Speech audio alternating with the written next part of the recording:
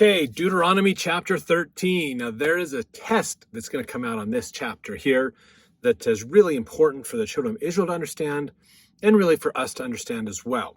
So the Lord is going to test his people on whether they'll worship false gods. Prophets, dreamers, relatives, or friends who advocate worship of false gods will be put to death. Idolatrous cities will be destroyed. So there is a zero tolerance policy in Israel about dealing with idolatry, these kinds of things. So let's look at these and then go through this test. Verse 1, if there arise among you a prophet or a dreamer of dreams, and giveth thee a sign or a wonder, and the sign or the wonder come to pass, whereof he spake unto thee, saying, let us go after other gods, which thou hast not known, and let us serve them. Thou shalt not hearken unto the words of that prophet, or that dreamer of dreams, for the Lord your God proveth you to know whether ye love the Lord your God with all your heart and with all your soul. Ye shall walk after the Lord your God, and fear him, and keep his commandments, and obey his voice, and ye shall serve him and cleave unto him. So let's pause just for a second there and look at this test, okay? So what this test is saying basically is, look, you know who God is, okay? You've done a test, you've had your faith, you know who God is. Anybody who takes you away from that God, you need to avoid. Okay, if they say go worship a different God, then that is a false prophet, basically. Pretty plain and simple, pretty easy to do. So, basically, here's what it means if we translate this into our day and age. How does this test apply to us, okay? If you have, we all have to be converts to the church, okay? Even if we were born to parents who were in the church, we still have to be converted to the gospel. That is important. You can't be born into the gospel. You have to be converted to the gospel. You can be born into a family that has the gospel and receive blessings of that gospel by default of being in that family, like sealings and so forth. But you ultimately still have to be converted and be baptized and go through all that, basically. So here's what it's saying here, basically, is if you know the truth, okay, you know God, like he says in here, verse 4, you shall walk after the Lord your God, fear him, keep his commandments, obey his voice, and you shall serve him and cleave unto him. That's the first and great commandment. Love God and follow his commandments. So the more you strive to love God, to follow his commandments, you'll learn truth. The more truth you learn, then the more you'll be able to see the difference between people going away from the truth and helping the truth. So if you have read the Book of Mormon, you have prayed over the Book of Mormon, you've gained a witness of the Holy Spirit that the Book of Mormon is true, that means it was translated by the gift and power of God, which means Joseph Smith is a true prophet of God. If Joseph Smith is a true prophet of God, then the Church of Jesus Christ of Latter-day Saints, the church which he has helped put together and organize, is the true church. Anybody that tells you otherwise is a false prophet. Pretty plain and simple. Okay, there's several people out there, especially on YouTube and social media, that'll tell you that the church was true and then it fell away from the truth and it's not true anymore. That's wrong. That is wrong. The scriptures even tell us that if a prophet leads the people astray, he will take that prophet out of his position, put a new one in that will follow it. It's plain and simple. God is not going to let his people go astray.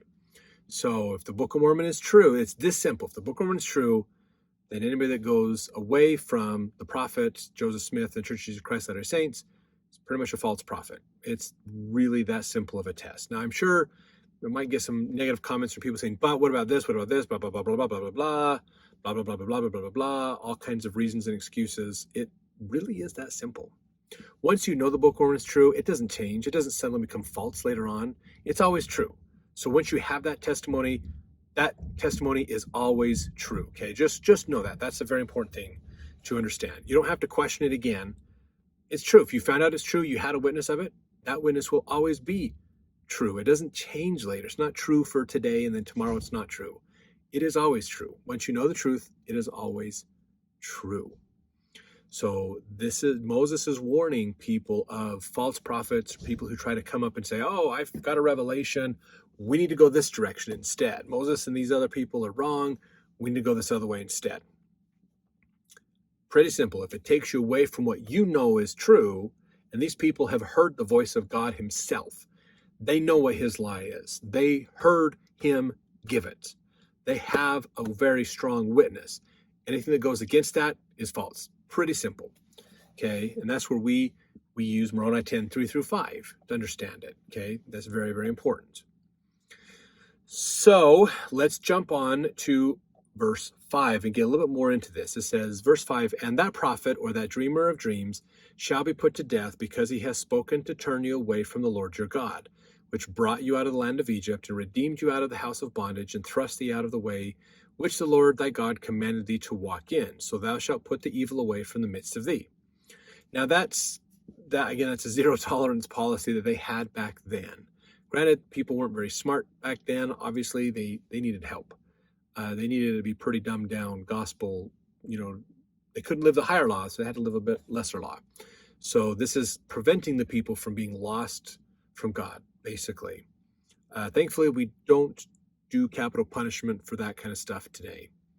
Verse 6, if thy brother, the son of thy mother, or thy son, or thy daughter, the wife of thy bosom, or thy friend, which is as thine own soul, entice thee secretly, saying, let us go and serve other gods, which thou hast not known, thou nor thy fathers, namely the gods of the people which are round about you, nigh unto thee, or far off from thee, from one end of the earth even to the other end of the earth, which is pretty all-consuming, basically, if you think about it.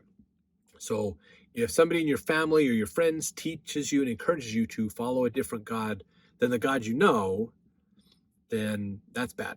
That's bad. Okay, verse 8, thou shalt not consent unto him, nor hearken unto him, neither shall thine eye pity him, neither shalt thou spare, neither shalt thou conceal him. But thou shalt surely kill him. Thine hand shall be first upon him to put him to death, and afterwards the hand of all the people. Thou shalt stone him with stones, that he die, because he has sought to thrust thee away from the Lord thy God, which brought thee out of the land of Egypt from the house of bondage. So again, zero tolerance back then of what they had. It's not that way today, thankfully, but it's important to realize to follow the truth and not worry about the rest. I mean, in reality, you don't need to understand the other arguments or other things that are there necessarily. If you're trying to understand the truth of a topic, understanding the opposing views of that topic is important to help you find the truth. But again, once you know the truth and you know what's false, you don't need to worry about the false part, basically.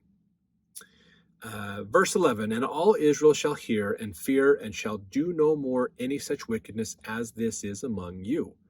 If thou shalt hear say in one of thy cities, which the Lord thy God hath given thee to dwell there, saying, certain men, the children of Belial, are gone out from among you and have withdrawn the inhabitants of their cities, saying, let us go and serve other gods which ye have not known.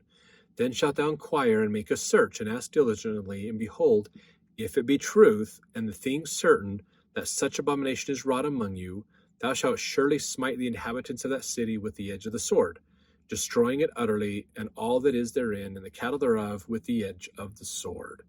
Thou shalt gather all the spoil of it into the midst of the street thereof, shall burn with fire the city, and all the spoil thereof, every whit, for the Lord thy God, and it shall be an heap forever, it shall not be built again. So basically, if there's a whole city that turns into wickedness, the city is destroyed. You don't keep anything from it, you don't preserve anything from it, it's destroyed, it's never built again. Verse 17, there shall cleave not of the cursed thing to thine hand, that the Lord may turn from the fierceness of his anger, and show thee mercy, and have compassion upon thee, and multiply thee as he has sworn unto thy fathers. When thou shalt hearken to the voice of the Lord thy God, to keep all his commandments, which I command thee this day, to do that which is right in the eyes of the Lord thy God. So basically, you can't take any of the property. If you do, it's going to be a curse to you. It all stays, it all gets destroyed to help you realize you don't want to deal with wickedness. You want to keep it away from you and not worry about that. Okay, that was a very important thing for them back then. Now, in our day and age, we don't have the similar laws like that, thankfully. We're more that the whole concept of the wheat and the tares in the last days, they're intermingled together. You've got righteous and wicked living right next to each other. It's just that's the nature of how it is, and just means that we have to be better with our relationship with Christ to understand truth better and work on that better. You have to be more active at it. You can't have a passive testimony. You can't just believe because it's the societal norm to believe. You have to know it yourself. Use Moroni 10, 3 through 5. Know the truth of the Book of Mormon. Know the truth of Joseph Smith, of the church, all of it. Okay. And if you have, again, it always stays true. It doesn't change later. And realize that everything you want to keep learning. Okay. Moroni 10, 3 through 5 isn't just about joining the church, finding the truth originally, but keep learning more truth the exact same way. As you keep learning, apply Moroni 10, 3 through 5. As you learn more, apply Moroni 10, 3 through 5. It is a continual learning process. Very, very important. So, hey, thanks for watching. I hope you enjoyed this video. Kind of a different one, but pretty blunt for them, but good advice and tips for us to help us out. We'll look forward to seeing you in the next video for more advice from Moses.